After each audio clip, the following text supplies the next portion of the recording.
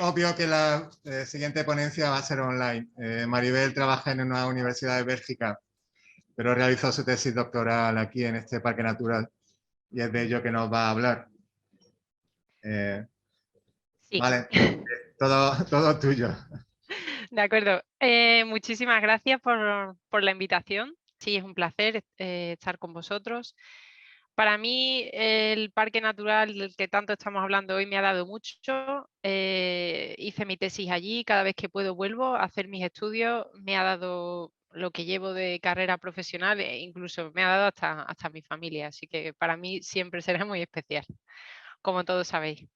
Eh, Como ya ha dicho Pedro, yo ahora mismo trabajo en la Universidad de Lovaina, pero todo lo que voy a presentar hoy lo realicé durante mi tesis, que fue en el CSIC, y por lo tanto no solo me pertenece a mí, sino que bueno, pongo aquí los nombres de mis directores, Carlos Herrera y Conchita, porque claro, de ellos depende la conceptualización e incluso participaron en numerosas partes del estudio. Así que bueno, va por todos. Hoy vamos a hablar de levaduras, levaduras que hemos estudiado intensamente en el Parque Natural en los últimos, digamos, 20 años. Eh, Solamente para refrescar un poco la memoria, en esta pequeña placa de Petri os vengo a recordar las características más principales de las levaduras. Como bien sabéis, son hongos, pero son hongos muy característicos que siempre crecerían de forma unicelular. También una característica que tienen bastante generalizada, con excepciones por supuesto, es que se reproducen de forma asexual y en cuanto a tamaño, pues estaríamos algo a medio camino entre el tamaño de una bacteria y un grano de polen. ¿Dónde viven las levaduras? Pues fundamentalmente se sitúan en todos aquellos sitios donde tienen acceso a fuentes de carbono, a azúcar, digamos, hablando en términos menos técnicos. Entonces, no es sorprendente, digamos, que ya desde el siglo XIX se dijera que había levadura en las flores. ¿Cómo se hacía eso? Pues en aquella época la forma de detectarlo, aquí tengo una foto de Pasteur, era cogiendo la flor completa y se ponía en un medio líquido que tuviera las condiciones para que ellas crecieran y se detectaba la producción de gas con la típica campanita de cristal y demás. Entonces, haciendo ese tipo de métodos, podían decir, en las levaduras se produce fermentación, porque veo ese gas, y también en el microscopio veo esos tipos de hongos de crecimiento unicelular, que son los que están teniendo ese crecimiento. ¿Cuál es el problema? El problema es que no sabemos en qué parte de la flor. Al poner una flor completa, pues no sabemos dónde vivían. ¿Y por qué esto es un problema? Pues porque tenemos un problema de escala. Ya os he comentado que una levadura sería algo 10 veces más grande que una bacteria, o sea, es algo microscópico. Entonces, para una levadura, una flor es un ambiente inmenso. Entonces, cuando hablamos de la ecología básica de microorganismos, digamos que la frase predominante o el teorema predominante es este que os pongo aquí de un microbiólogo holandés, Bas Becking. Lo he puesto en flamenco, por eso del guiño a donde estoy, que simplemente dice que todo está en todos sitios, pero que el ambiente selecciona. Y ambas partes de la frase son igualmente importantes.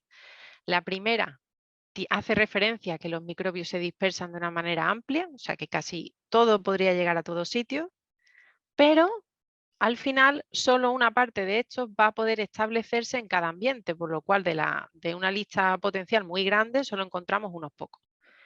Estas dos partes de la frase llevada a la escala de la flor es lo que voy a revisar en las siguientes diapositivas. Entonces, la primera sería, por decirlo de una forma coloquial, cómo llegan las levaduras a la flor. Pues para eso vamos a examinar la dispersión. Eso de, ¿es cierto eso de todo está en todos sitios? Pues vamos a ver. Aquí en este gráfico de barras que muestra la frecuencia de muestras con levaduras en distintos microambientes. El néctar es lo que está en un color más claro y esto fue un estudio espacial anidado que hicimos en la dedalera negra en poblaciones del Parador, que todos sabéis dónde está. Esta flor, esta planta, digamos, permite un muestreo donde voy cogiendo partes que sean cada vez más alejadas del néctar. De forma, el color más oscuro se refiere a fuentes más externas. Y vimos entonces que la levadura es más frecuente en las fuentes externas, ya sean las abejas o el aire, menos en lo que llamaríamos el filo plano, que sería tanto hojas como flores, y aún menos en polen y en néctar. Entonces podríamos decir que la dispersión tiene lugar desde aire o abejas. Aún así, no sabemos cuál es la importancia relativa de cada una de las partes. No sabemos cuál es la importancia relativa del aire respecto a los polinizadores. Para responder esta pregunta podemos hacer un experimento muy sencillo, que sería, en palabras de mi director de tesis, lo que se llama adornar el campo. Aquí ponemos velos de novia con unos lacitos y simplemente tenemos el aire que llega a todas las partes de la planta, pero ya los polinizadores no pueden acceder a las flores. Y de nuevo aquí presenciamos cuál es el porcentaje de muestras que tienen levadura, en de nuevo la dedalera negra. Pues vemos que la corola respecto a las flores expuestas o embolsadas sigue igual, en torno a un 60%, lo cual nos indica que la principal fuente aquí sería el aire de levaduras. Pero sin embargo, en polen y néctar bajamos a la mitad cuando la embolsamos, lo cual nos da una idea de la importancia de las visitas de insectos para la presencia de levaduras en el néctar y en el polen.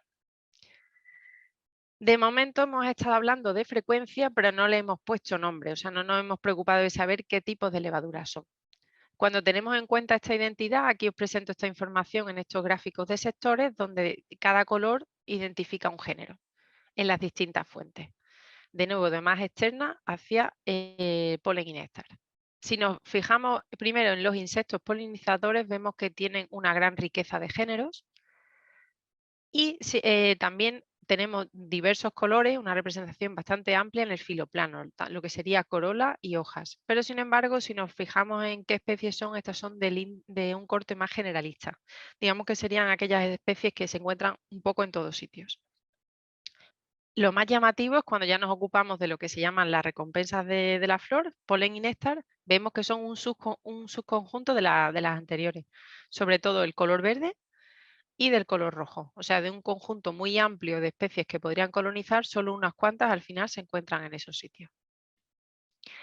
Esa segunda parte de la frase, ahora estaríamos con eso de el ambiente selecciona, cabríamos preguntarnos cuáles son las presiones selectivas que hacen que solo unas pocas finalmente puedan crecer en el néctar. Una de las hipótesis que trata de explicar este mecanismo sería aquella del néctar filtering. No he sabido muy bien cómo traducirlo, así que lo dejo tal cual. Simplemente quiere decir que había dos condiciones que se dan en el néctar floral que hacen que sea bastante difícil para los microorganismos crecer ahí. La primera parte sería que tiene un alto contenido de azúcar. Un alto contenido en azúcar significa una mayor presión osmótica y por lo tanto que a las células le cuesta más sobrevivir. Aquí os presento una especie de cladograma donde tenemos 29 especies de levadura que obtuvimos en el experimento anterior. O sea, son todas aquellas especies que obteníamos desde fuentes externas hacia néctar. Las ramas inferiores del árbol son aquellas que crecen a un 40%, que nos puede sonar muy alto, pero digamos que es un valor bastante bajo para un microorganismo, y en las ramas superiores llegan hasta un 55%, y los tenemos en incrementos de un 5%. He indicado en rojo aquellas especies que vienen, o sea, que se han aislado de los polinizadores, y he indicado con un punto azul aquellas que crecen en el néctar. Pues digamos que si fuera así, el néctar filtering, la hipótesis tal cual, lo que esperaríamos aquí es que todos los puntos azules de néctar estuvieran en las ramas superiores. Y claramente vemos que no es así. Incluso tenemos especies de néctar que están entre las menos osmotolerantes de todas. Sí que es verdad que tenemos una agrupación de puntos rojos en cuanto a los polinizadores, pero digamos que con esta parte de momento no explicamos ese filtrado de especies. El segundo componente de esta hipótesis sería la presencia de compuestos secundarios en el néctar. Todos los compuestos secundarios, como bien sabéis, son todos aquellos metabolitos que la planta produce, pero no con el ánimo, digamos, de crecer, sino que pueden tener otro tipo de funciones, como por ejemplo la defensiva. Y muchos de ellos son tóxicos y le permiten, por ejemplo, defenderse de herbívoros y demás presiones. Es bastante razonable pensar, en este caso teníamos los cardenólidos de la dedalera negra y los alcaloides tropanos de átropa. O sea que hablamos de cosas bastante conocidas por tóxicas. Hicimos ensayos de difusión en placa. Aquí veis, sería la levadura creciendo. Aquí es donde se añade el tóxico y si tiene un efecto, pues esperaríamos ver un halo de inhibición. Bueno, yo al principio empecé con esto muy detalladamente, digo, bueno, cojamos la concentración del néctar con un poquito más, luego le añadimos 10 veces esto. Bueno, deciros que al final acabé echando incluso el polvo puro sobre la placa y nada, o sea, bueno, simplemente una forma burda de deciros que no tuvo ningún efecto en ninguna de las especies. Con esta parte, contrariamente a nuestra hipótesis, no explicábamos lo que veíamos en nuestro experimento. Pero hay una siguiente presión eh, muy simple, pero que tiene un efecto brutal, y es que la flor es un medio totalmente efímero. O sea, hablamos, si ponemos una media de cuánto vive una flor en el parque natural, por supuesto tenemos diferencias entre flores de invierno que viven más y flores de primavera, pero ya que la mayoría tienen lugar en primavera-verano, podemos establecer unos 3-4 días como duración media. Lo primero es que de esas 29 especies que pusimos a crecer en distintas condiciones, solo la mitad tiene un crecimiento visible en 3 días. O sea, ya ahí hemos tenido un filtrado brutal. Pues ahora vamos a ver cómo crecen en una escala semicuantitativa del 0 al 4 en distintos grados de temperatura. Porque otra cosa que caracteriza al parque natural es la variación térmica. Tenemos noches muy frías, aquí el mínimo que ponemos es 8 grados y también tenemos temperaturas de más de 30 grados durante el día, incluso en primavera. Entonces vemos, aquí tenemos las distintas especies, deberíamos ver una meseta así en torno al 3 o el 4. Pues eso solo lo vemos en estas 3 especies del género Mesnicovia y una de estas. O sea, digamos que es el crecer mucho, muy rápido en un amplio rango de temperatura es para nosotros la característica principal que explica el filtrado de especies en el néctar. Todo esto está muy bien, quizá os he convencido, pero también, por supuesto, tenemos que remarcar que este experimento lo hicimos en la dedalera y en la átropa. Nos preguntamos cómo de exportables, digamos, son estos resultados a una muestra un poquito más representativa de la realidad. Entonces, para eso hicimos en el 2008 una especie de survey cultivando 122 gotas de néctar que pertenecían a 23 especies de plantas diferentes. Lo que hacíamos era, como he dicho, emplacarla en un medio general, miramos por los típicos criterios de libros de microbiología clásica cuáles son los distintos morfotipos, de esos hacemos un cultivo secundario, un cultivo asénico, y de esos extraemos el ADN, lo secuenciamos y esto lo comparamos con una base de datos donde, digamos, tendríamos muchos hongos o una gran mayoría. Y le podemos poner por fin nombre a nuestros aislamentos.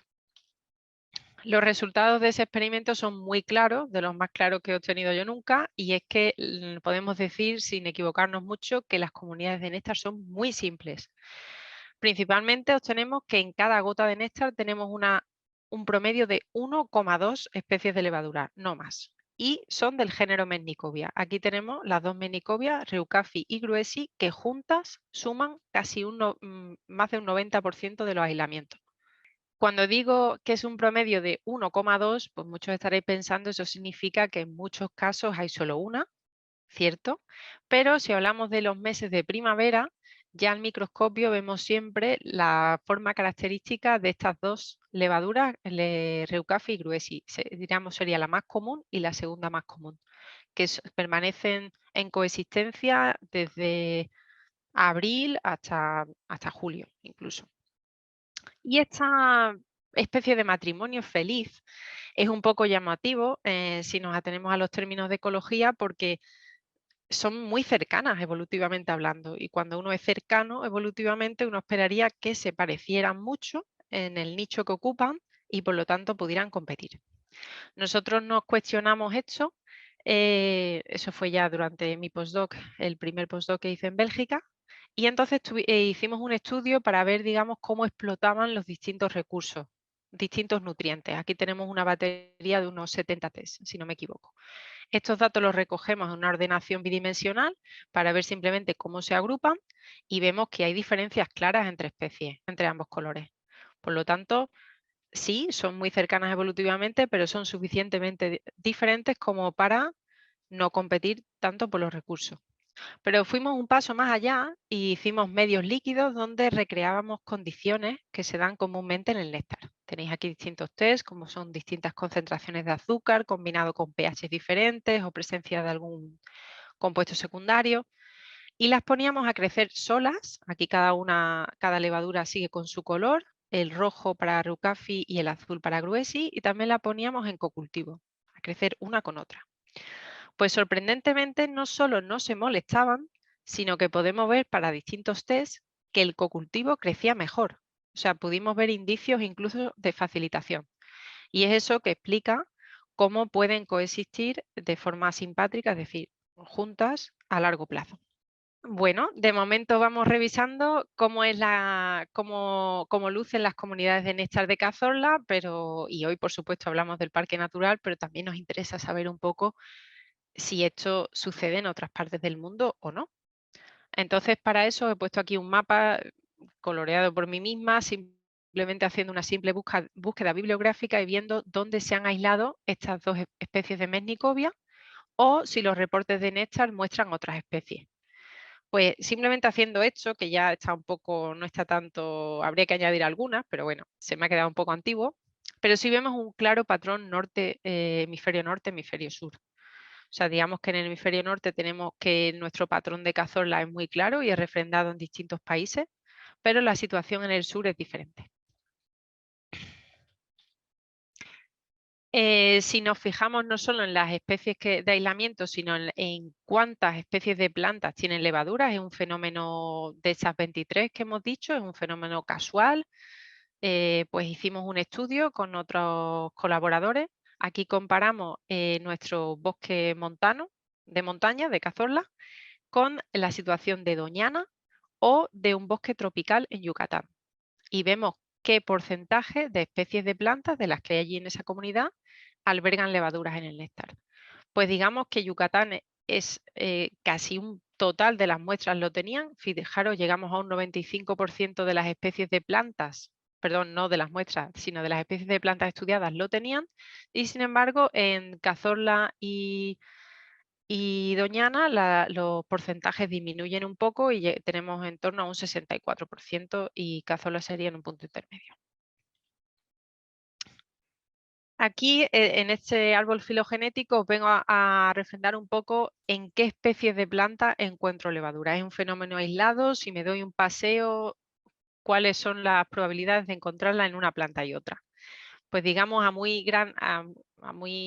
una escala lo más amplia que pudimos. Esto es un estudio con 105 especies de plantas en el Parque Natural de Cazorla, que pertenecen, como veis, a distintos clados y familias.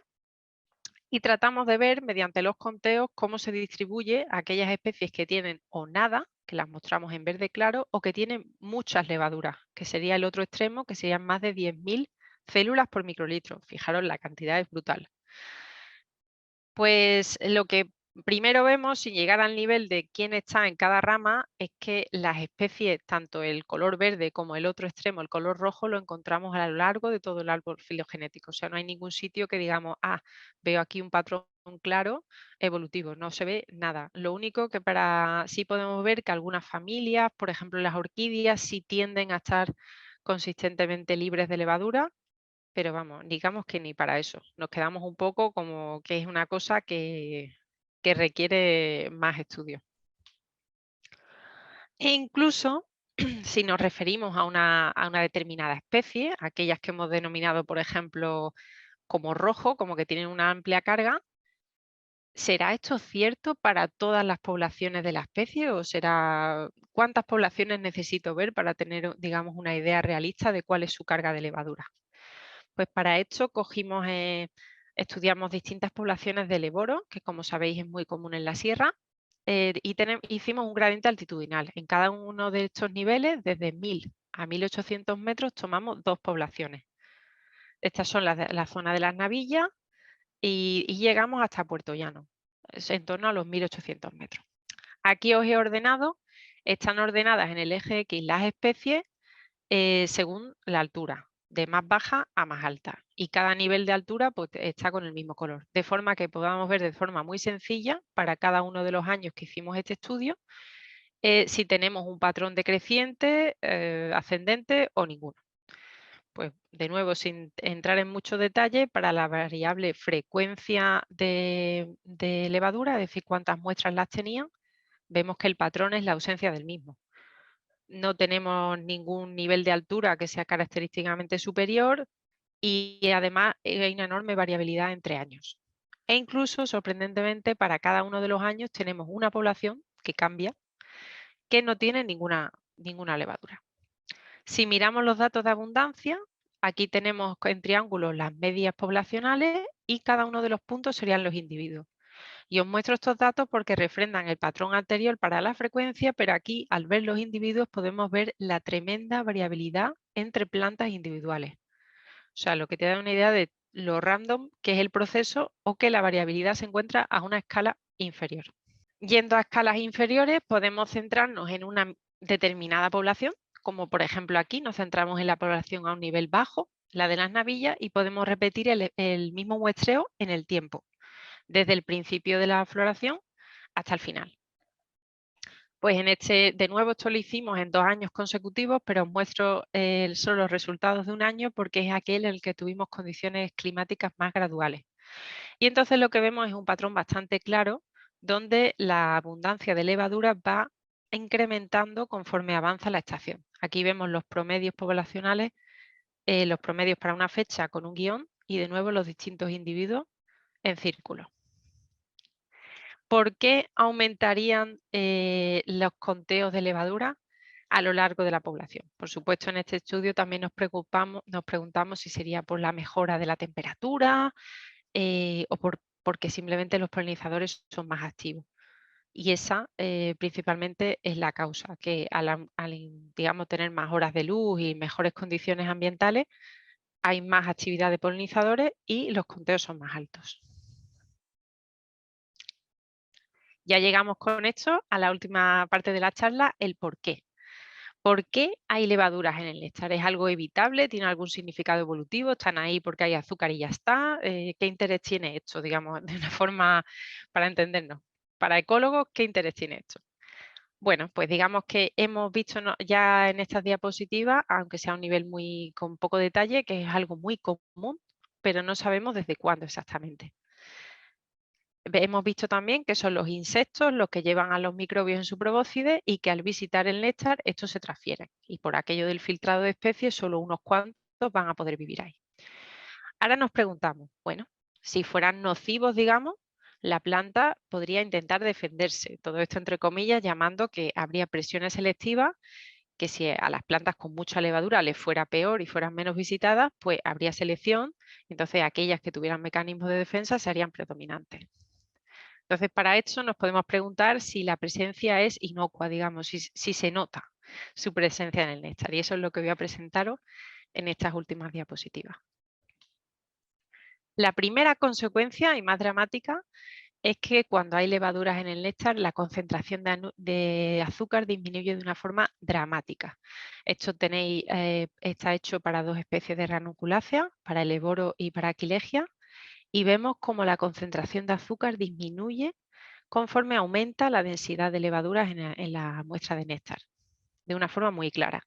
Lo que más me gusta a mí de estos 2 gráficos es que veis que al final, incluso cuando hay muchas células, llegamos a casi 0. O sea, los polinizadores están bebiendo prácticamente agua. La segunda consecuencia, y también muy clara, sería de que en estas especies de ranunculáceas el néctar que se produce sería un medio que estaría dominado por sacarosa. Es así como lo secreta la planta. Digamos que estaríamos en estos extremos del triángulo. Pero cuando tenemos levadura encontramos un continuo de condiciones donde cada vez encontramos más fructosa. Sin embargo, no tenemos ninguna muestra de estas enriquecidas con glucosa. Eso simplemente es porque, aunque se rompe la sacarosa en sus 2 moléculas, glucosa más fructosa, la glucosa es el azúcar más barato y más rápido de metabolizar y por lo tanto aquel que toman los microorganismos. Y nos encontramos, cuando analizamos la muestra, con un cromatógrafo nos encontramos lo que no les gusta, digamos, un exceso de fructosa, que es lo que nos indica claramente una presencia de levaduras en el sustrato. La tercera consecuencia, y esta es bastante curiosa, es que causan un aumento de la temperatura del néctar respecto al aire circundante. Y cuando hablamos de una planta que florece en invierno, como por ejemplo el heleboro, que es donde se hizo este estudio, eso es una recompensa para los polinizadores que la visitan. Este estudio lo hizo Carlos con unas sondas pequeñísimas, para mí es una locura de estudio, pero es una pasada. Y simplemente pues le estuvo colocando estas sondas y comparaba la temperatura en el néctar respecto a, como he dicho, la del aire o incluso la corola. Y en plantas donde las levaduras se excluían, de nuevo usando bolsas, o plantas que estaban expuestas. El problema que tienes aquí es que al hacerlo en dos distintas poblaciones, aquí tienes Las Navillas y Puerto Llano, siempre se ve un incremento cuando hay levaduras, pero claro, depende de la cantidad de levaduras naturales que tuviera esa población. Entonces puede ser digamos que es un efecto, pero es menos controlado la magnitud de ese efecto. Entonces él hizo un segundo experimento en el cual añadió una cantidad fija. Y entonces ya puedes decir que añadiéndole una cantidad X, que ahora mismo no recuerdo cuánta fue, logras una diferencia significativa de varios grados en el aumento de la temperatura. Este aumento sería porque cuando se respiran los azúcares, cuando se consumen, todos conocemos la producción de etanol, pero un gran olvidado de la fermentación, por ejemplo, y de la actividad metabólica es el calor.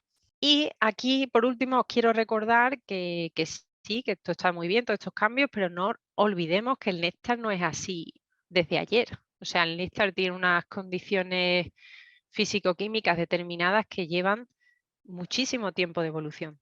El néctar es así porque así es como satisface las necesidades nutricionales de los polinizadores y la única función del néctar, digamos, es servir de recompensa para ellos y de atractivo. Entonces, cabe preguntarnos si a los consumidores del néctar les gustan estos cambios. Esta pregunta la hicimos primero en el invernadero, usando abejorros captivos, como veis aquí en la típica arena, donde poníamos néctar artificial, al que le añadíamos distintas especies de levadura. Y mirábamos, en este caso con videocámara, el número de visitas y el tiempo en el que pasaban consumiendo néctar. Para ambos tipos de variables, en ninguno de los casos vemos que beban menos o vayan menos que al control. E incluso para una de las especies de levaduras vemos que hay un claro efecto atrayente.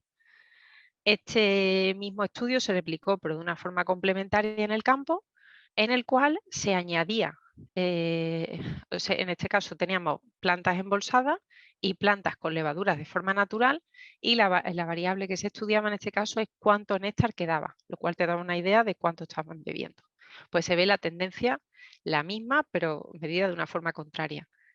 Con levaduras consumen más néctar de nuevo. Lo último que podemos decir es, vale, los cambios parece que a los abejorros les encantan, pero ¿les sienta bien ese caldo que toman con menos azúcar y con una composición diferente? ¿Qué le supone a su fitness? Esto lo hicimos más tarde, de nuevo con colmenas de abejorro, criadas en cautividad, a la cual le añadíamos distintas especies de levadura en el agua azucarada. Y veíamos un poco cómo pasa. Hay distintos tratamientos que tratan de ver la base mecanicista, de si es la presencia de la célula o si por el contrario son los cambios que hacen en el sustrato. Pero bueno, sin entrar en muchísimo detalle, os muestro datos del número de obreras al final del ciclo, el número de machos. Bueno, al principio del ciclo no, esto sería en mitad del ciclo, en torno a la semana 10, y luego la producción de sexuales al final del ciclo de la colmena, que sería a los 4 meses. Lo que vemos es que para todas las especies de levaduras que añadimos tenemos más obreras que en el control, y en cuanto a la producción de sexuales tenemos un incremento de reinas, de la producción de reinas, y menos machos de forma consistente. ¿Por qué sucede esto? Podemos hablar de que al final es bueno o malo para la fitness. En el caso del abejorro, lo que pasaba es que la fase de competición, ese punto en el que la obrera deja de colaborar con su reina para poner huevos ella misma y producir machos, tenía lugar varias semanas más tarde. Entonces, ese retraso hacía que tuvieran mayor fase colaborativa y menor producción de machos. Y bueno, con esto termino y muchísimas gracias. Maribel, te han aplaudido, pero como estaba el micrófono desconectado, no lo has percibido. La verdad es que es rarísimo esto de estar ahí hablando sola, pero gracias. No sé si hay alguna pregunta y yo hago de intérprete aquí, o de intermediario. Bueno, parece que no, Maribel. Vale. De acuerdo. Así que, nada. Paso el testigo al siguiente. Sí, que es Pedro Jordano, creo. Muchas gracias.